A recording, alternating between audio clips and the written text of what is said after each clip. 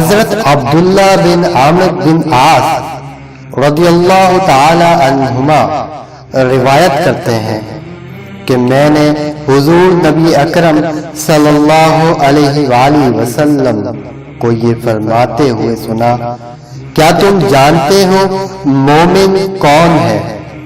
सहाबाए कराम रदियल्लाहु ताला अन्हुम ने अर्ज किया, अल्लाह अज़्ज़ व जल और उसका रसूल सल्लल्लाहु अलैहि वसल्लम ज्यादा जानते हैं। आप सल्लल्लाहु अलैहि वसल्लम ने फरमाया, मोमिन वो है जिससे अहले ईमान अपनी जानो माल पर महफूज हो, और मुहाजिर वो है जिसने बुराई छोड़ दी और उससे परहेज किया।